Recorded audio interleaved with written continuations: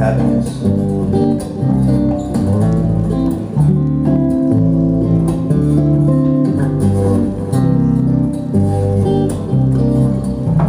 Hey, you want to go see some jazz, Daddy-O? My friend said over the phone. Yeah, man, go, I said. I'll pick you up, he said. Yeah, swing it, man, swing it, I said. I didn't know anything about jazz. I knew Miles Davis was cool, that was good enough for me. I sat down on the couch with my roommate. He was sitting in his tighty-whitey underwear eating hot dogs. He ate hot dogs every other day, which was his thing about what he cooked them and ate them. He kept saying, hot doggy, which is really fucking annoying. When I grabbed him by the throat while he was swallowing and punching him in the face, going, hot doggy, but I let it go. He was a good roommate. He was quiet and did his thing and stayed out of my shit. We had a rough patch when he caught me with his girlfriend. She was trying to give me a blowjob. She just got her mouth on it when he woke up and came in the living room. We're drunk, I yelled, standing up. I faced him with my dick hanging. The girlfriend stayed on her knees staring at the couch. I pulled my pants up with the intent of consoling him. We just stayed there in awkward silence.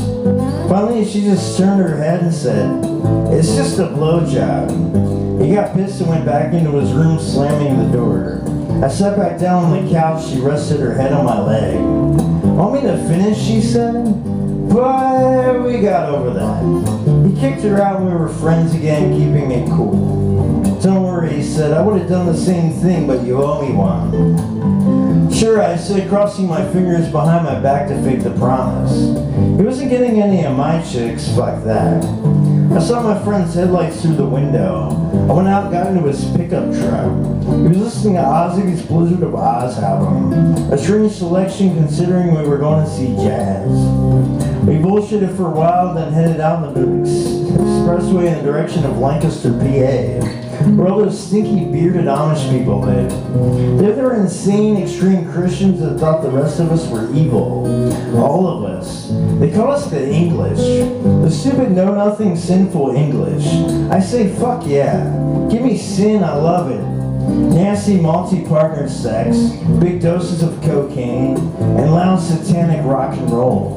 Better than living in their boring, quiet farming ways. They're getting up at dawn sleepy ways. They're drinking punch for fun. Fuck that.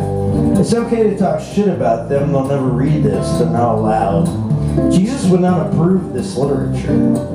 We had to pass the farmlands and the buggies and the barns with the funny symbols, and oddly listening to Ozzy, the Prince of Darkness. And something strange went on in the truck then. I felt homosexual feelings for the first time. I felt a sexual chemistry between us. I looked over him confused. I'd only ever dug chicks. I felt a warm feeling like we were on a date. It didn't make any sense. But I thought I was going to fool around with a dude, it would have been that guy. These were my few friends in high school that really got me. He understood my weird psychoticness. Knew I just wanted to have fun. School was just a stupid, silly time. It never meant anything to me. I knew it was pointless. So we went along for the ride, causing trouble and talking shit to stuck-up preppy girls. And I talked too much shit and ended up fucking one regularly. Telling her the lurid details when her mommy and daddy weren't home. Made her do nasty things to the kids in school with jaw drop over. It was a secret, of course, haha. A good time there though, my last year of high school. That girl's probably a porn star now. She was just full of freaky goodness. We pulled up at the jazz club. It was creatively called the Bistro. We went in and were surrounded by old wood and brass and sophisticated office-looking people. We had on our jean jackets and jeans and t-shirts. We didn't fit in. We found a table when the cocktail waitress came over and took our order. I'd never been anywhere with a cocktail waitress before. It was fun. I ordered 2 whiskey cokes and she let me do it. This was a different time. I was also 21 and my liver was in perfect shape. I could handle anything down the old hatch. 2 drinks, huh? My friend says, smiling. You haven't changed, you're still crazy. I pulled out a bag of coke from my jean jacket pocket. What do you think about this? I said, holding it up. You do coke? He said, laughing. I ain't doing no coke. 6 girls came and sat behind us. All right, girls, he said. I wonder about the homosexual thing, but just decided to get wasted instead. I turned and looked at the girls. They smiled at us. There were some nice college girls looking for a night out. The band began to play them. They were good. They played traditional jazz with African rhythms or some shit. I knew nothing about it. What do you girls think of this jazz? I said, turning around. They looked horrified. All but one. The one sitting next to me. They went back and forth talking nonsense. I just wanted the whole. I didn't care.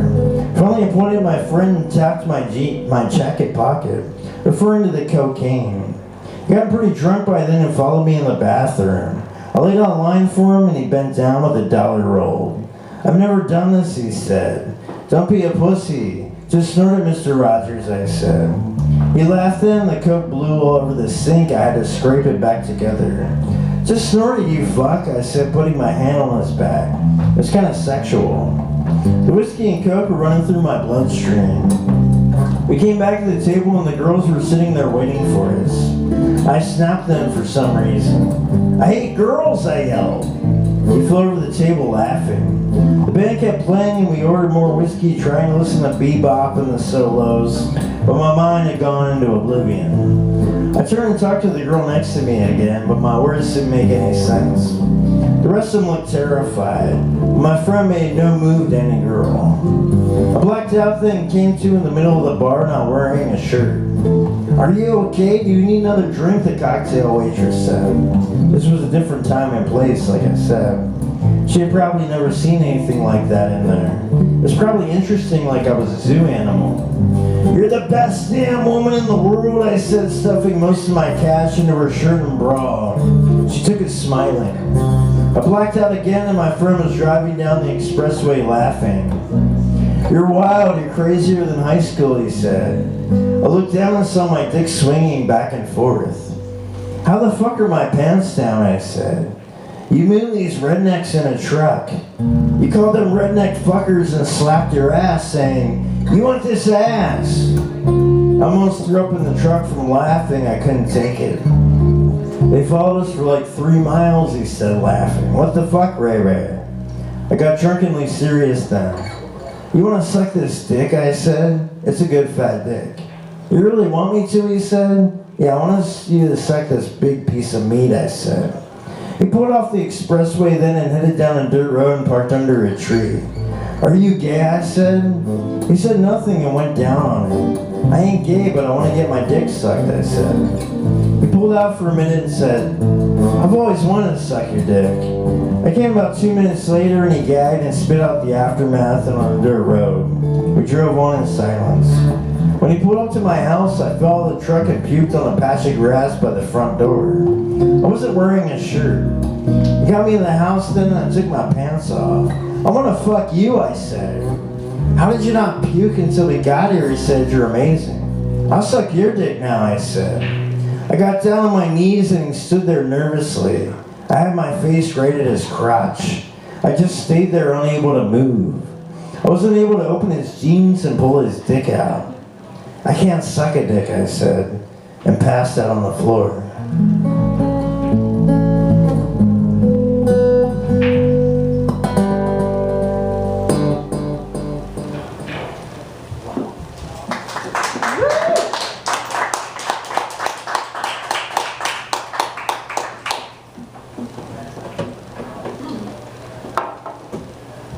Thank you guys. We got one more. Outlaw boys. St. Patty's Day, Ranger Station. Thank you, Jennifer. Thank you, Jacqueline.